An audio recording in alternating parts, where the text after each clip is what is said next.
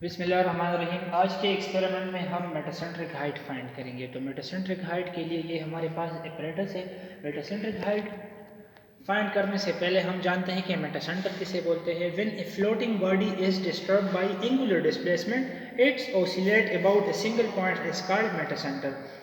अगर एक floating body है और एंगुलर डिस्प्लेसमेंट इसको डिस्टर्ब करे तो ये अगर एक सिंगल पॉइंट से ऑसिलेट करे उसको हम मेटासेंटर बोलते हैं। और मेटासेंट्रिक हाइट कौन सी होती है हमारे पास?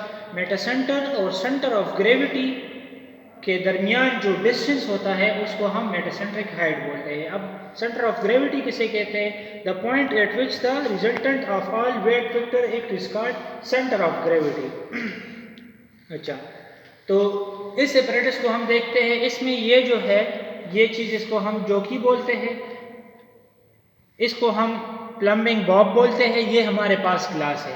तो ये जो जॉकी है इसका जो वेट है वो है 0.5 kg और जॉकी के अलावा ग्लास का वेट है 1.3 इंटू 1.308 kg। ये पूरा 1.308 kg है और सिर्फ इसका वेट 0.5 है। तो 0.5 प्लस 1.3 इससे आता है 1.028।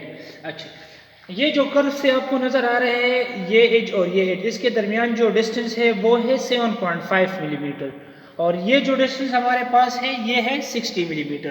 तो इसकी कैलकुलेशन के लिए हमारे पास कुछ फार्मूलेज है। फार्मूला हमारे पास है weight of jockey divided by total weight multiply by average into x divided by ई।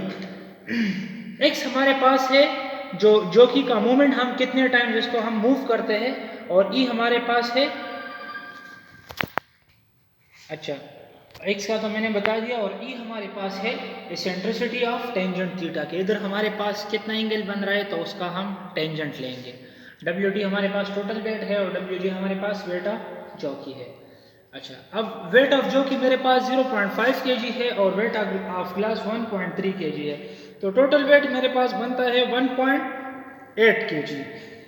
इसमें एक फोर्स भी इन्वॉल्व है, उसको हम बायंट फोर्स बोलते हैं। और बायंसी आप लोग जानते होंगे, buoyancy is the force that causes object to float. Basically जो फोर्स इस बॉडी को फ्लोट करती है उसको हम बायंसी फोर्स बोलते हैं। और ये कौन सा फोर्स है? It is the force exerted on an object that is purely that is partially और wholly immersed in a fluid. एक बॉडी या एक ऑब्जेक्ट हमारे पास पार्शियली या टोटली अगर किसी फ्लूइड में इमर्स है तो वो फोर्स उसी पे एक्ट करता है और उसको वो फ्लोट करता है। It is caused by the difference in pressure acting on opposite side of an object immerse in static fluid. और ये काज किधर से होता है कि एक अपोजिट साइड ऑफ ऑब्जेक्ट पे डिफरेंट जो प्रेशर होते हैं वो उस पे एक्ट करते हैं और ये बेसिकली उधर से ये फोर्स काज होता है और उसको ये फ्लोट करता है। अच्छा, आते हैं एक्सपेरिमेंट के कैलकुलेशन की तरफ। तो पहले इसको मैं राइट साइड पे मूव करता हूं।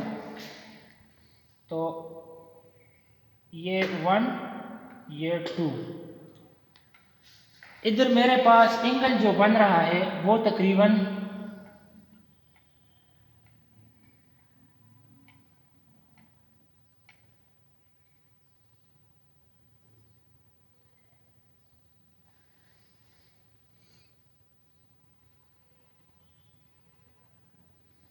5 बन रहा है।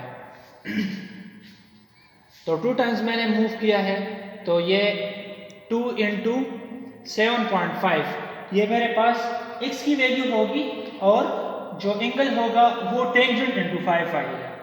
अब इसको मैं लेफ्ट साइड पे मूव करता हूं। तो पहले इसको मैं सेंटर पे लाऊंगा। तो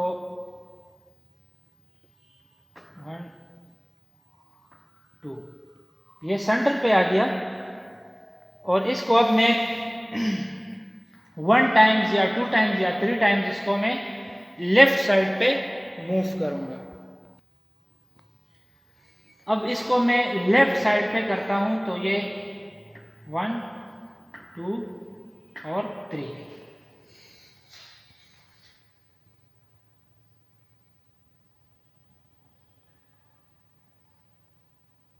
ये मेरे पास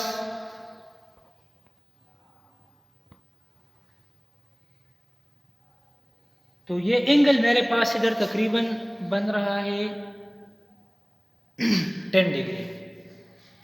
तो जो x की वैल्यू होगी वो 7.5 इंटू 3, क्योंकि इसको हमने सेंटर से 3 टाइम्स लेफ्ट में मूव किया है। और जो एसेंट्रिसिटी की वैल्यू होगी वो होगी टेंजेंट थीटा, तो थीटा मेरे पास 10 है, तो टेंजेंट इंटू 10। तो आते हैं कैलकुलेशन ऑफ एक्सपेरिमेंट की तरफ। ऑब्जर्वेशन वेट ऑफ जो कि हमारे पास 0.5 kg है, वेट ऑफ प्लस हमारे पास 1.3 है, टोटल वेट 0.5 प्लस 1.3 1.8 आता है। अच्छा, अब मैंने आपको बताया था कि हम राइट साइड और लेफ्ट साइड दोनों पे कैलकुलेशन करेंगे। तो पहले राइट साइड पे करते हैं। तो जब हमने राइट साइड पे उसको मूव किया तो हमारे पास जो थीटा की वैल्यू थी वो 6 डिग्री थी, तो टेंजेंट 6 डिग्री, इससे हमारे पास आंसर आता है 0.105। और x था हमारे पास, उसको हमने 2 टाइम्स मूव किया था, तो 2 इंटू 7.5 1 टाइम्स था, और इसको अगर हम 2 दफ़ा करें, मूव 2 दफ़ा करें तो 2 इंटू 7.5 आएगा। तो इससे आंसर आता है 15 मिलीमीटर।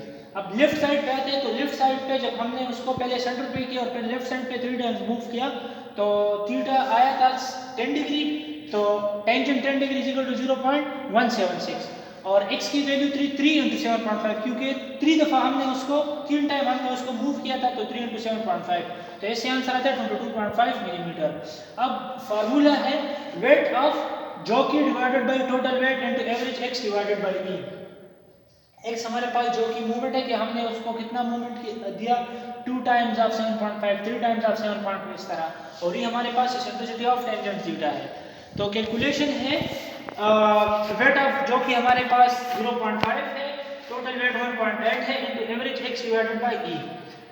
इससे आंसर आता है 0.277 into average x by e जो लेफ्ट है वो है 22.5 डिवाइडेड बाय 0.176। 22.5 ये है लेफ्ट साइड का जो x है, और जो थीटा है तो वो 0.176 है, उसको जो हमने टेंजेंट से मल्टीप्लाई किया, टेंजेंट थीटा। तो ये लेफ्ट साइड का है और ये राइट साइड का है। राइट साइड का है 15 डिवाइडेड बाय 0.105। 15 इसकी x की वैल्यू है और टेंजेंट 6 डिग्री 0.105 है। तो एवरेज x e इस इन दोनों की अब हम एवरेज लेंगे तो ये जमा ये डिवाइडेड बाय 2, तो इससे आंसर आता है 0.127 प्लस 0.142 डिवाइड बाय 2, इससे आंसर आता है 0.1345 मीटर। अच्छा, ये 22.5 को हमने मिलीमीटर से मीटर में कन्वर्ट किया है और इधर 15 मिलीमीटर को हमने मीटर में कन्वर्ट किया है। तो ये जो वैल्यू आई है ये मीटर में आई है। अब फॉर्मूले को हम अप्लाई करते हैं। 0.227 किधर से आया है, 0.227 इधर से आया है, weight of jolly divided by total weight. तो 0.227 और average x divided by e, average x divided by e की वैल्यू ये है 0.1345। तो इससे आंसर आता है 0.037 मीटर। अब इसको हम मिलीमीटर में कन्वर्ट करते हैं तो मेटा सेंटर का height gm is equal to 37 millimetre.